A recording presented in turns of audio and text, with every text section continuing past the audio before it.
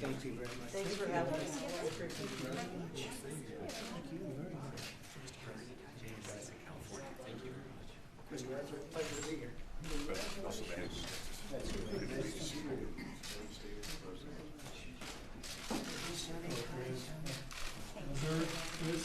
Director of IDs.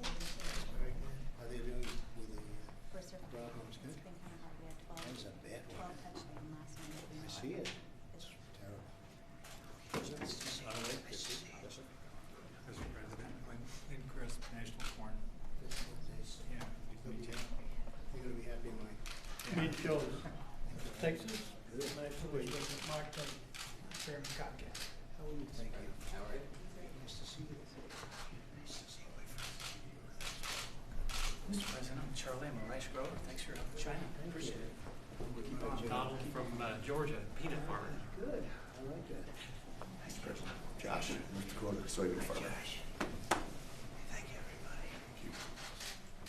Okay, well, thank you very much. Great honor to be here with some of the most incredible people in our country, people that have been with me from the beginning, and I've been with them from the absolute beginning. The relationship has been very good. So we're here with a vital action support for the American farmers, people that we love, people that have been going for a long time, and they've done really well, and they have ups and they have downs. It's a wild business, but you wouldn't trade it for anything. I know that, right? I know that 100%. We're grateful to be joined by Secretary of Agriculture, Sonny Perdue. Sonny, thank you very much. Sonny, great job. Come here. Thanks also to Representatives G.T. Thompson. Thank you. Thank you very much. Lloyd Smucker and Mike Conaway. Thank you, fellas. Appreciate it very much. Been very helpful. Along with Missouri Agriculture Director Chris Chin. Thank you, Chris. Great job. Also with us today are several of our nation's greatest farmers, including American Farm Bureau President Zippy Duval. Zippy, oh, Zippy has been so good to me. Thank you, Zippy. I appreciate it very much. Along with members of the farm groups representing producers of corn, soybeans, wheat, and pork. For years, our politicians have allowed other countries to steal our jobs, punish our workers, and target American industry and American agriculture. I can't say this is just the Democrats, but in particular, the Democrats have done absolutely nothing about this. From the year 2001, when China joined the World Trade Organization, which was, by the way, a disaster, until the year 2016, the United States lost more than 60,000 factories and millions of jobs. China imposed massive barriers to American farm products. You people know that very well, right? Very well. And engaged in theft of trade secrets from American agribusiness. We racked up nearly $4 trillion in trade deficits in goods with China during those years. And the numbers are absolutely astounding, what's been happening over the last 10 years in particular. But you go back 30 years, and you wouldn't even believe it. This was a massive transfer of wealth from the United States to China, financing China's infrastructure, commerce, technology, and military. And you've heard me say it many, many times before. We helped rebuild China. You've also heard me say I don't blame the Chinese. I blame the people that were standing right here before me and their representatives to allow that to happen, to allow China to get along and be able to do that. And they did it like nobody else has ever done it before. And you know, the United States has been taken advantage of for many years by many countries, but nobody's done it like China. To end these chronic trading abuses, my administration took necessary and very lawful action to protect America's economy, security, and farms. We're taking swift action to remedy all of the injustice that's been done over the years. In particular, you could say with our farmers, they're patriots. They stood up and they were with me. They didn't say, oh, you shouldn't do this because we're going to have a bad year. because they've had 20 bad years if you really look. You take a look at those charts way back, longer than that. It's just been a steady spiral down. So we will ensure that our farmers get the relief they need, and very, very quickly. It's a good time to be a farmer. We're going to make sure of that. So today I'm announcing that I have directed Secretary Perdue to provide $16 billion in assistance to America's farmers and ranchers. It all comes from China. We'll be taking in, over a period of time, hundreds of billions of dollars in tariffs and charges to China. And our farmers will be greatly helped. We want to get them back to the point where they would have had if they had a good year. This support for farmers will be paid for by the billions of dollars our Treasury takes in. We'll be taking in, depending on what period of time we're talking, many billions of dollars, far more than the $16 billion that we're talking about. But the $16 billion in funds will help keep our cherished farms thriving and make clear that no country has veto on America's economic and national security. Can't let that happen, ever. And if you remember, not so long ago, during the time of our negotiation, and China broke the deal with us, and that's okay, that's fine. But during that time of negotiation, if everyone remembers, we had periods where China would target our farms, right? They would actually target. They took an ad in a newspaper from Iowa, big ad, saying lots of bad things about the administration, about the fact that we're negotiating too tough, we're not going to make a deal. But they steal intellectual property by the billions. Somebody estimated it at $300 billion. Nobody knows how you estimate it, but somebody does. They say $300 billion a year in theft, intellectual property theft. So we can't let that happen. Our economy is booming, our nation is prospering, and now is the time to insist on fair and reciprocal trade for our workers and for our farmers. I remain hopeful that at some point we'll probably get together with China. If it happens, great. If it doesn't happen, that's fine. That's absolutely fine. And I look forward, I'll be seeing President Xi at the G20 very shortly. Many of you are going to be there. Many of the media present, you'll be at the meeting. And we look forward to that. But in the meantime, and maybe for a long time, I appreciate the incredible bipartisan support that my administration has had on trade and trade policy, especially as it pertains to placing very massive tariffs on China. And just so you understand, these tariffs are paid for largely by China. A lot of people like to say by us. In fact, Larry Kudlow was quoted, but they didn't have the second part of his quote, which was a very good quote. China subsidizes a lot of businesses, and China came out, and in subsidizing the business, they pay for a big portion of that tax. But right now, a lot of companies are moving out of China because of the tax. They're moving to non-tariffed countries. So it's a bad thing for China. We don't want that, but that's just the way it works out. But we're taking in tremendous amounts of tariffs, and you don't have to pay, by the way, tariffs for companies when they move into the United States. You move to the United States, it's very simple business. There are no tariffs to pay. And many companies are already planning to move back to the United States or to move to the United States for the first time so they don't have to pay the 25% tariff. But they're moving to Vietnam, they're moving to other places, but we'll get plenty of them. Our country must maintain a united front to achieve maximum results for our people. Very simple. For years, farm income has declined, and we're talking about many years. This year, however, and I was a little surprised to see this because I know that there's been really a trade attack on our great farmers. Net farm income, because our economy is doing so well, is forecast to be nearly $8 billion higher than in 2016. Did you know that? You're doing better than you were doing in 2016. Nobody told me that.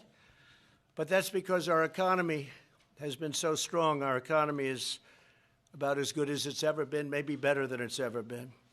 And the agricultural exports are expected to be $10 billion more than in 2016. It's not bad. You've done a good job. We both have. We all have. The farmers have. So we're fixing broken trade deals to open up markets for American exports, including with the brand new U.S., Mexico, Canada agreement, an agreement that the Democrats in Congress, many are supporting, I must say. They've told us they're supporting it regardless of leadership. I don't think Nancy Pelosi understands the deal. It's too complicated, but it's not a complicated deal. It's actually not a complicated deal. It's a deal that's going to be many, many times better than NAFTA. I consider NAFTA to be one of the worst trade deals ever made in the history of our country. I think the World Trade Organization, Larry Kudlow, may be even worse. Maybe even worse because of what it's done with respect to trade and international trade and trade with China, what it's done for China and how much money our country has been losing to China every year. So World Trade Organization has been really bad, but the NAFTA has been one of the worst deals ever made in trade. Just last week, we reached an agreement with Canada and Mexico to lift major tariffs on American agriculture, and we opened up the beef exports with Japan. Did you know that? Right? That's a big deal. So we opened it up with Japan, first time ever. So beef is now going to be starting to flow to Japan, and our folks that do beef, they are very much happy. They were shocked to see that one, but it's happening. It's happening fast. And I think things probably are going to happen with China fast because I can't imagine that they can be thrilled with thousands of companies leaving their shores for other places. We're saving our farmers and ranchers from ridiculous regulations also, and as of next week, we're signing some additional voiding of some really dumb regulations, Sonny, that will make farming a lot easier, a lot better. And one of the regulations we did, Waters of the United States rule. It sounds beautiful, but once you open the document, it's a total catastrophe, and you know that better than anybody. I got rid of it. I terminated it.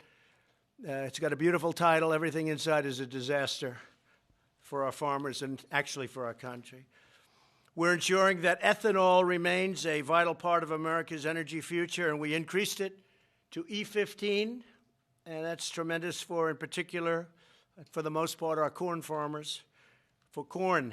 And the people in Iowa and lots of other places are very happy. I just did it recently, and I made a promise during the campaign that I was going to do it. And I don't know if it had an impact, but I won Iowa by a lot. And perhaps it did, perhaps it didn't. I don't really care. It's the right thing to do. So you're going to be at E15, which is something I think you've been waiting for a long time. And we're going to also make that available year-round. They had it for a period of 8 months. Now we're going to make it year-round. That was a ridiculous rule.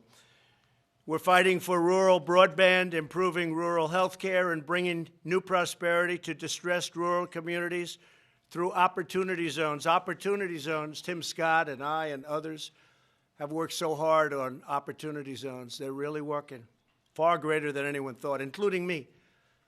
People are coming in, they're investing large amounts of money in places that they would have never invested before, inner city locations and others, and it's been incredible. It's one of the reasons our African-American unemployment is the lowest ever, Hispanic, Asian, the lowest ever. We have the lowest unemployment rates ever, and we have today, literally today, I just saw another report, it's been this way for a while, the most people working in the history of our country working today. So that's really great. Mike, I mean, you look at that, that's pretty good news, right? So our nation will always be proud of the unmatched grit and faith and skill of the American farmer.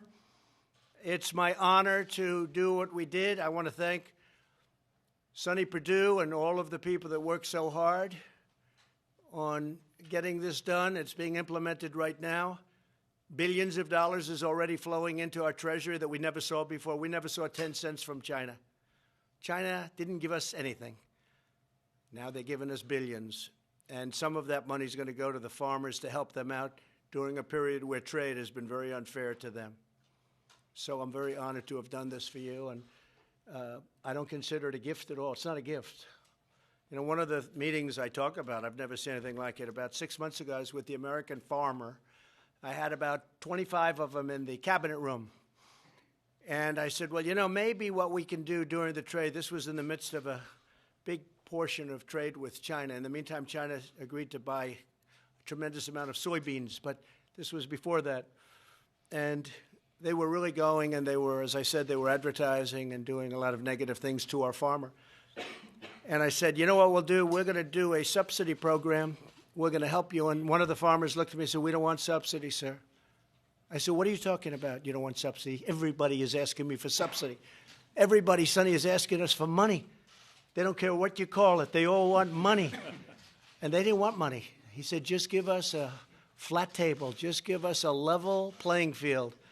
He said, we don't want any handouts. We don't want subsidies. We don't want anything, sir. Just give us a level playing field. And I said, I can't believe you're saying it. Literally, I've been with so many different groups, and if I said I'm going to give you subsidy or I'm going to give you money, they jumped. They're so happy. Your people did not want it. You understand exactly what they took. You, the potato man, yes, I do. Right? They don't want it because nobody can compete with us. Nobody has the equipment we have. Nobody has the skill we have. And I would say nobody has the soil and land we have. Wouldn't you say that? So we're giving them a level playing field. And we're helping out a little bit during a time of trade. I don't want to say war because I don't think it's a war. It's a war. If it's a war, we're winning it very big. But we're taking in a lot of money. We're going to help out our farmers. And we're giving them that level playing field that's so important. So I want to thank all of the farmers for being with us, and I want to thank our great congressmen and senators that have been so fantastic. God bless America's farms. God bless our country. And again, thank you, Sonny and Larry and all of the people that worked so hard on getting this done. We're in a very strong position. Our economy has never been better. Okay. Thank you all very much. Yeah, go ahead. The quick question, you mentioned the USMCA. Can you explain why you don't think, one, that Pelosi understands the deal, and two, why doesn't your administration send that text to Pelosi and force her hand and start the clock? Well, they're being very nice to her because they really, she's a mess. Look, let's face it, she doesn't understand it. And they sort of feel she's disintegrating before the rush. She does not understand it. They want to have her understand it before it's finished. It's signed, as you know. Mexico's approved the deal. Canada's approved the deal. And they're waiting to get a signal for her. Now, I would say this. The farmers should start talking to the Democrats in the House. The Senate's ready to approve it, the Republican Senate. But the Democrat House is not. Pelosi does not understand the bill. She doesn't understand it. Even though unions are in favor of it, farmers, everybody just about is in favor of it. It's a replacement for, as I said, the worst trade deal ever made. So she's got to get up to snuff, learn the bill. And by the way, I think she wants to approve it. I think. But so Bob Lighthizer, who you can speak to if you want, he's waiting to get the okay from her to send it in. But we're at a point where we're just going to have to send it in. It's all ready. How long will you wait, sir? Well, he said she'd like to have 2 weeks to get to know the bill. I think that's a long time. I think it's a do-nothing Congress. The Democrats have done nothing in the House. They've done absolutely nothing. They don't get it. I mean, other than investigate. They want to, let's investigate. After the Mueller report came out, no collusion, no obstruction, no nothing. Let's start it all over again. They weren't too happy, so they want to just keep it going. And what that does is it takes up tremendous time and energy, and they've done absolutely, I mean, it's just been it's been very bad. So if they don't get the USMCA, that would be very sad. Jeff? Speaker Pelosi said today she hoped your family would conduct an intervention with you. What's your reaction to that? No, I saw her read it perfectly, just the way she said it. It's very, very sort of a nasty type statement, but I will say this. She said I walked into the room right next door yesterday and walked in and started screaming and yelling. Just the opposite. Just the opposite. Because I know that they will always say that, even if it didn't happen, because this happened once before. I walked out. I was so calm. You all saw me minutes later. I was at a news conference. I was extremely calm. I was probably even more so in that room. So I walked into the cabinet room. You had the group, Crying Chuck, Crazy Nancy. I tell you what, I've been watching her, and I have been watching her for a long period of time. She's not the same person. She's lost it. Now, as far as the group is concerned, where is Sarah, Kellyanne? Where are you? Come here a minute. You were in that room. Kellyanne? You were in the room, Sarah was in the room, Mercedes was in the room yesterday.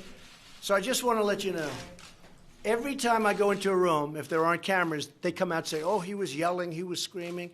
Kellyanne, what was my temperament yesterday in the room? Very calm, no temper tantrum. I told the Facts First crowd as they published that they were fuming, temper tantrum, rage, lost it, that's just a lie because everyone was going to say somebody had it on tape too.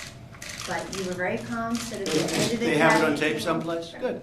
That'd be Cabinet, you stood at the end of the table, stated your case. Peter doesn't want to hear this, by the way. He wants to ask The him. headlines are written there. Because he doesn't, he's fake news, but go By the way, ahead. sir, Mr. President, why would you have to raise your voice? You said to them, when you're done, your 2 tracks, come back and we'll talk about infrastructure. You've made that very clear. We You're working had the with meeting infrastructure, set up, drug right. pricing, USMCA. You've made that very clear to them. And I just don't know what she's going to do with USMCA. It's going to be one of the great trade deals of all time. And frankly, if we didn't have tariffs, we would never have a deal like this. Because when Canada, when Mexico said they're not going to agree to certain points, I said, that's okay, we're just going to tariff your nation. We're going to tariff you. Either you're going to agree or not. It's a great deal. In fact, you know, your friends on the other side of the border, they started striking and picketing. So that's usually not a good sign for the other side, right? We made a great deal. But whether or not Pelosi understands it or whether – I don't think she's capable right now of understanding it. I think she's got a lot of problems. Mercedes, you were in the room yesterday. I walked in, and I would say in this voice, I said, not right what you did, and calling a meeting like this wasn't right. And so I said, so I'm going to postpone it or call it off. But you can focus on one thing. You shouldn't go down 2 tracks at the same time because they can't. They're so – the whole Democrat Party – is very messed up. They have never recovered from the great election of 2016, an election that I think you folks liked very much, right? Well, Nancy Pelosi was not happy about it, and she is a mess. Let me ask you this. Mercedes, you're always a straight talker. You were in that room yesterday? Yes, sir. What was my attitude when I walked in? Did I ever scream? No, you were very calm and you were very direct. And you sent a very firm message to the Speaker and to the Democrats. And it's very discouraging and disgraceful to see that the Speaker would decide an hour before coming to the White House to make those comments, call it that there's a cover-up, and then stride into the White House and expect there to be a constructive meeting. You know, we want to solve these big issues of infrastructure. We want to solve these big issues of USMCA. You yourself have tried time and time again to negotiate and work with them on issues like border security, which they call a manufactured crisis. And it's time for them to wake up and to stop waging this political war and these endless investigations and start to really find the solutions that the American people are looking for, that our farmers are looking for. Right. And I think it's going to be very hard for Nancy Pelosi to stop that. Now, they're a do-nothing group of people. The Democrats have done nothing other than obstruct. They're obstructing this country, but they are obstructing. And it'll be very interesting to see whether or not they approve the USMCA, which we need. Is Sarah there? Sarah? Larry was called out. Mr. Larry President. was Larry, were you at the Larry, meeting? come. Yes, sir. Oh, fantastic. The great Larry Kudlow. Could you come here, please? You're not afraid of television, I know. We're going to take care of I think Larry. he's done more live television. Maybe Regis has you by a little bit, right? Not by much. Larry, you were at the meeting yesterday, Yes. right? So they have this narrative that they want to put out, because I saw Crying Chuck yesterday, and he went out and he said he was stomping and he was this and that. And Larry, you were there. There were many people there, by the way, many people. We can get you 20 other people to say this. What was my attitude yesterday at the meeting? Mercy's right. Kellyanne's right. You were very calm, and you laid out the case. You had a lot of numbers of what you've contributed in terms of paperwork and witnesses and so forth. While you were there, they didn't say anything. Speaker didn't say anything, and you left. You made your case. Back to Well, it work. was very calm, very Much calmer than some of our I would trade say- meetings. I would say calm like I was at the news conference minutes ago. Mr. Minutes President, later. I wanted to say one more thing. When the 12 Democrats were here on April 30th for the first meeting, they went out to the sticks and addressed the press. And I think you should go back and play Speaker Pelosi's comments from that day, because she made very clear that it was a productive, constructive move toward infrastructure. And some of you asked her, how will you investigate him and work on infrastructure? And she said, we didn't talk about investigations. We're here to talk about infrastructure. So that changed yesterday, an hour before she came here. And there's really, if you look at it, hi Sarah, we're just talking about the meeting. You were there yesterday? Yes. Were you? Yes. Just come forward. Does anybody know Sarah? How come we Sarah? Sarah, we're just talking about the meeting yesterday. The narrative was I was screaming and ranting and raving, and it was terrible. And I watched Nancy, and she was all crazy yesterday. She put the hands and everything. She reminded me of Beto. She actually reminded me of Beto, maybe a little bit worse. But just out of curiosity, you were there. What was my tone yesterday at the meeting? Very calm. I've seen both, and this was definitely not angry or ranting. Very calm and straightforward and clear that we have to actually get to work and do good things for the American people. And it's going to be impossible to do that if we're spending all of our time fighting. So, couldn't have been more calm. I then respectfully said, sorry to inconvenience you, and I left the room. I then went directly to the press conference, right? The reason I asked them to say, because this happened to me once before with the same group, Crying Chuck. I don't want to say Crazy Nancy, because if I say that, you're going to say it's a copy of Crazy Bernie, and that's no good, because Bernie is definitely crazy. But I did it because we had this instance at least once before where I was very, very calm on another occasion. And they walked out to the sticks, and they said it was horrible. He was ranting. He was raving. He was pounding the table. The reason I didn't do that is because I didn't want them to say I would do that, but they said it anyway. And so I thought they may say it again. So I'm very glad that you all saw. Were you there, Hogan? You know about it. But I've seen the first one, Mr. President, and that accusation that you pounded your fist, and I'll be honest, you have every right to do that.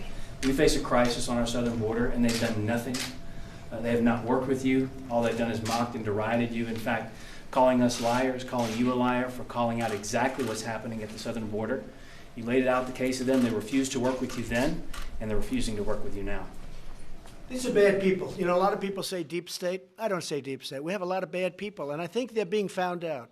I think right now I saw where Comey is blaming this one, and Brennan's blaming another one, and they're going against each other, and Clapper, I think yesterday, maybe is blaming President Obama. Oh, so surprised to see that happening.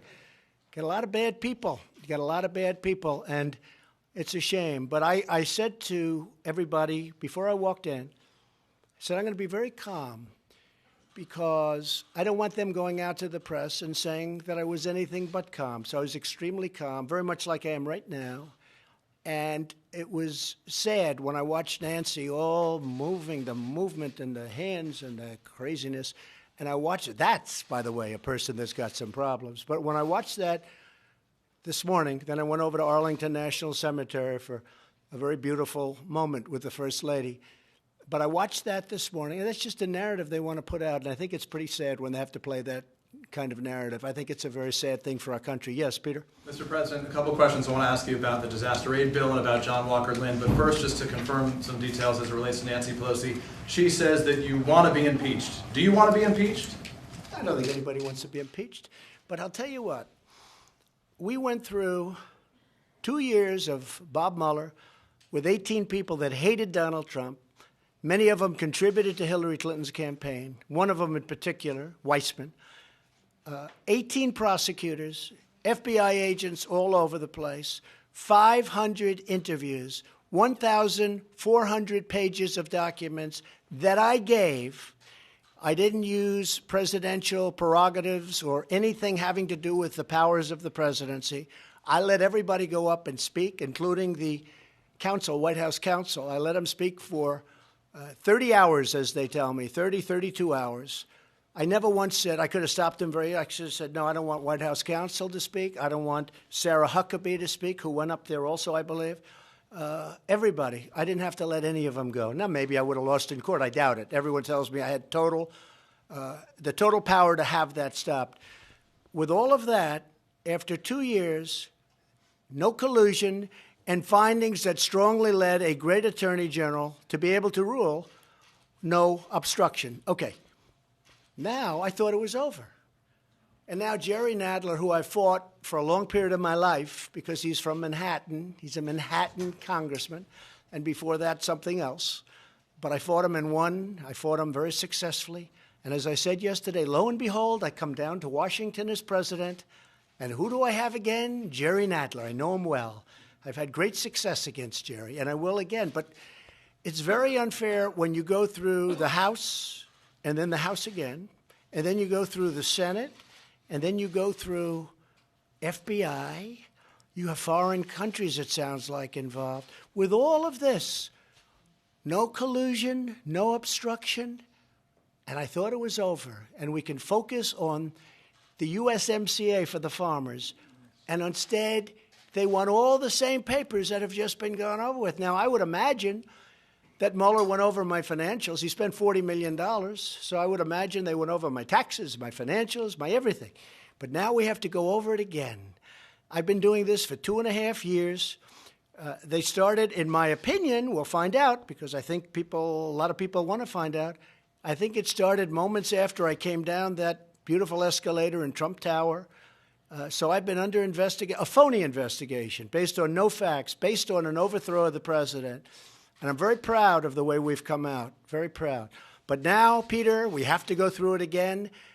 The American public is not standing for it. I saw some polls this morning, 65% against, and that's with a lot of Democrats. So I think it's a bad thing for our country.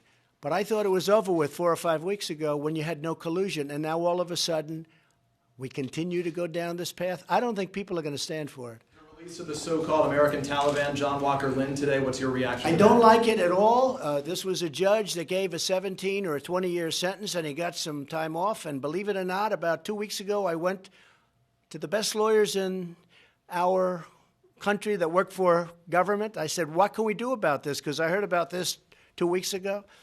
I got a beautiful letter from the daughter of the first man they say killed in Afghanistan from the CIA. And I went and checked. And he said, from a legal standpoint, there is nothing we're allowed to do. Because if there was, I would have done it instantly. But we'll be watching him. We'll be watching him closely. What bothers me more than anything else is that here's a man who has not given up his proclamation of terror. And we have to let him out. Am I happy about it? Not even a little bit. The lawyers have gone through it with a fine-tooth comb. If there was a way to break that, I would have broken it in 2 seconds. I knew about it very well. Do you support the disaster relief bill that includes no immigration money? Well, we're going to get the immigration money later, according to everybody. I have to take care of my farmers with the disaster relief.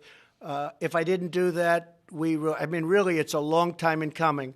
This way, our farmers from not only Georgia, Alabama, different places, some in Florida, but if you look at what happened in Nebraska and Iowa and a lot of different places, they got wiped out. They got hurt badly. And I didn't want to hold that up any longer. So the answer is I totally support it. I'd like to see it happen. We'll take care of the immigration later. The wall is being built. We just left the Army Corps of Engineers. We will soon have hundreds of miles under construction. And we'll have way over 400 miles completed by the end of next year. Mr. President, why should importers' money go to American farmers? Because the American farmers have been used as a vehicle for China to try and hurt our country. And they've been very brave. No, in particular the farmer. They've been very, very brave. They've been very patriotic. But China has openly stated they're going to use the farmer. The reason is because I got the farmers' votes. You look at a map, it's all red, meaning Republican, meaning Trump. It's all red in the middle states, as you know. It's got a little blue here and a little blue there. So if you look at, I guess China's they're definitely a smart player. They went out and they said, we're going to attack the farmers, and they did. And the farmers said, you know what? We're with our president. I never heard, even on some of the networks and cable channels that are negative, I've never heard any of the farmers speak badly. They said, you told me that, Mike, the president he's doing the right thing. They've been unfair to this country, and they're not talking about farm, they're talking about everything. China's been unfair to this country for many, many years. Finally, we have somebody that's fighting back, and by the way, successfully fighting back. We're talking about hundreds of billions of dollars. But I've never had a farmer come out and say, you know, I'm not doing that well. They say, just go and do it. You're going to end up better, much better in the end. And again, if you go back 20 years, the farms have come down. The prices have been coming down for many, many years, long before I ever thought about doing this. So we're going to be very successful. But in the meantime, they have been attacked. The farmers have been attacked by China. And all I'm doing is helping them get that beautiful, flat, nice, level playing field, right? Okay? Yes, please. Thank you, Mr. President. Would you consider sending troops to the Middle East to counter Iran as it was reported? Well, I would if we need them. I don't think we're going to need them. I really don't. But I have a meeting on it in about an hour. I would certainly send troops if we need them. Iran has been a very dangerous player, very bad player. They're a nation of terror, and we won't put up with it. The deal that was signed by President Obama was a horror show. It's a terrible deal. The minute I collapsed that deal and terminated it, Iran went in a very bad direction. They're now suffering massive problems financially. They have inflation that's about the highest in the world. They're people, and they're great people. I know many Iranians, they're great people. But the country is in very bad shape. When I first came here, that was a country of terror. They were all over. I remember, and I've told this story, but I've been at many different meetings where every single problem caused in the Middle East, and maybe beyond, but in the Middle East, was caused by Iran. They were behind every single, we had 14 different attacks at one point. They were behind every attack. So we'll see what happens with Iran. No, I don't think we'll need it, but if we need it, we'll be there in whatever number we need. Yes, ma'am. Do you think that the United States reduced its footprint in the Middle East too far? And now no, I don't think so. I don't think so. Look, I don't think we ever should have been there. Okay, I inherited this mess. Should we have been there? No, we shouldn't have been. Should we have gone to Iraq? Should we have attacked Iraq, which did not knock down the World Trade Center? We had a place that was not conducive to terrorists. Okay, the terrorists were killed instantly in Iraq. And now it's a, tough situation. So I think we should not have been in the Middle East. With that being said, we've done a great job. I took over the ISIS fight. We knocked out 100% of the caliphate. That doesn't mean that they're not going to blow up a store. They're totally crazy. But we knocked out 100% of the caliphate, and I did it quickly. When I came in, President Obama had totally lost control. He had lost control of the military. He had lost control of the fighting. And our military was totally depleted and in very bad shape. These folks know that better than anybody. They were in very bad shape. We will soon have the strongest military that we've ever had by far, and nobody's going to mess with us. Okay. Can you get a trade deal with Japan relatively soon, you think? Well, I'm going to be with Japan, as you know. I'm going there on Friday. Many of you are going to be coming with us, and it's a very big thing going on with the emperor. It's something that hasn't happened in over 200 years. I am the guest, meaning the United States is the guest, but Prime Minister Abe said to me very specifically, you are the guest of honor. There's only one guest of honor. You are the guest of honor. I represent the country. With all the countries of the world, I'm the guest of honor at the biggest event that they've had in over 200 years. So it's a great thing, and we get along very well with Japan. I get along very well with the Prime Minister, so we're going to be spending 2 days over there. Yes, ma'am. Mr. President, is there anything that you are willing to work with Democrats on now? Because everything. I'd like to work with everything. No, they have to go down their track. Let them get rid of the nonsense first, and when that's done, we'll go very quickly. We can go very quickly. Infrastructure is very easy. For me, that's very easy. But you can't go down two tracks at the same time. It doesn't work that way. Their whole focus, let me explain, their whole focus is on 2020 and trying to demean the Republican Party and demean the President of the United States as much as possible so that either we get his poll numbers down to a point where he can't win, except strange things happening. My numbers are going up. Someday you'll explain that to me, Kelly. But my numbers are going up. But it's very interesting. So they either want to demean so much or they want to try and get him out of office any way we can. I mean, you had one gentleman, Green, Congressman Green. He sounds like a real beauty. He said, the only way we're going to beat him is to impeach him. How about that? The only way, did you see that statement, fellas? The only way we're going to beat him is to impeach him. That is a terrible thing for this country. If they're still Investigating, will you raise the debt limit? Will you sign a budget? Will See you what happens. USMCA? We'll see There's what a lot of happens. stuff. I'm a very capable person. We're going to see what happens. I can tell you this. Let them get this angst out of their belt. And when it is, we can do things so quick your head will spin. And one thing they can do is approve the USMCA so that we have our farmers taken care of. And by the way, not only the farmers, it's every industry.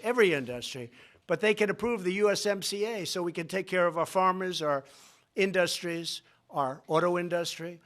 And one of the beautiful things,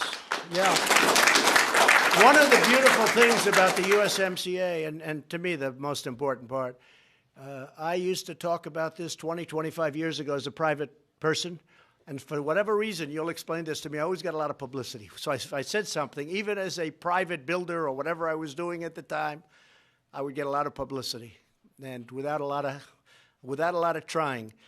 And I was against certain things, but if you look and you take a look back, you'll see all of the things that you're talking about and all of the things that you're asking about, I was against at that time. And I'm still against. I haven't changed very much. Been very consistent. I'm an extremely stable genius. Okay. Yes, go ahead, Jeff. Mr. President, you mentioned China a few times today. Given the tension now, not only over trade, but over Huawei and technology, what likelihood is there that there will be a trade deal? Well, there's a possibility. I think probably a good possibility. I don't know how China can do this because I'll be honest, we're getting hundreds of billions of dollars brought in to our country. We've never gotten 10 cents. We're getting hundreds of billions of dollars coming into our country. And I'm helping the farmers. Right. But you know what? That help is a very temporary help because they'll pay it back 100 times over. They will with what they do, with the importance of what they do. But Huawei is something that's very dangerous. You look at what they've done from a security standpoint, from a military standpoint, it's very dangerous. So it's possible that Huawei even would be included in some kind of a trade deal. If we made a deal, I could imagine Huawei being possibly included in some form of, or some part of a trade deal. How would that look? It would look very good for us. The Huawei part, how would you design that? Oh, it's too early to say. But, I mean, we're just very concerned about Huawei from a security standpoint. Sir, the Constitution says treason is punishable by death. You've accused your adversaries of treason. Who specifically are you accusing of treason? Well, I think a number of people, and I think what you look is that they have unsuccessfully tried to take down the wrong person. If you look at Comey, if you look at McCabe, if you look at probably people higher than that, if you look at Strzok, if you look at his lover, Lisa Page, his wonderful lover, the two lovers, they talked openly.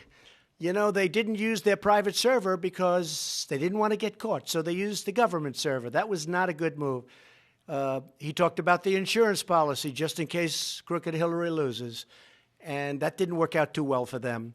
So you look at them, they want an insurance policy so that should she, for any reason, lose, remember, 100 million to 1. Maybe he said 100 million to nothing. But should she lose, we'll have an insurance policy and we'll get this guy out of office. And that's what they said and that's what they meant. That's treason. That's treason. They couldn't win the election and that's what happened. And that's what's happening right now because without the treason word, I guess, but that's what's happening now. They don't feel they can win the election. So they're trying to do the 1,000 stabs. Keep stabbing. Let's have a financial. And if you look, for $40 million, I would think seriously that Bob Mueller and his group of 18 killers have gone over my taxes. They've gone over my financial statements to a level that nobody has gone over them before. And they were not discussed even. They weren't even discussed or brought up. I have great statements. Okay, what else? Harriet Tubman You for said the you don't $20 want a bill? dual track. On one hand, you don't want a dual track, but on the other hand, you want USMCA. Well, I think things are very easy. USMCA is finished, just so you understand. This is a finish. This is not even negotiated. This is a finish. This is a great deal for our country. This is a great deal for our farmers, great deal for our manufacturers. And one of the things that was absolutely vital to me was that our companies, car companies in particular, don't leave our country, go to Mexico, build a car, sell it into our country with no tax whatsoever, and all of our workers are fired and all of those plants are empty, like happened to Michigan and Ohio and Pennsylvania and North Carolina and Kentucky and lots of other places. Guess what? Our car industry now is thriving. And under the USMCA, it's prohibitive to do that financially. It's prohibitive. It will be a tremendous price. Nobody will do it. And if you look, since I've been president, the mass exodus, they have almost 30% of our business in Mexico, our car business. It's ridiculous. It's all stopped. It's all stopped. Nobody's doing it. And now, as you saw in Ohio, great state, unbelievable state, the only thing I had was General Motors closed Lordstown plant, its big Lordstown plant. And I called up Mary Barra and I said, Mary, you either sell it or open it. She didn't like the way I talked to her. I said, I don't care. Doesn't matter to me. You either sell that plant or open that plant. And she sold it to a very good company, I think, that will do a good job making electric trucks. Okay, thank you all very much. I appreciate it. Thank you. Thank you very much.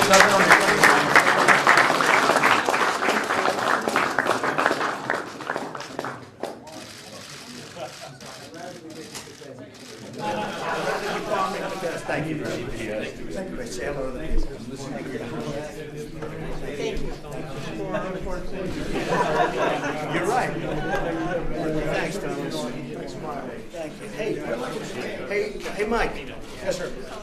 Let's bring these guys into the Oval Office. I know they've been there many times before. I assume they've been to the Oval Office many times before, but I think we'll go and take a picture. Do you guys want to come in and see us take a picture? Yeah. I don't think so, huh? Come on. Let them come in. Let's go take a picture in the Oval Office.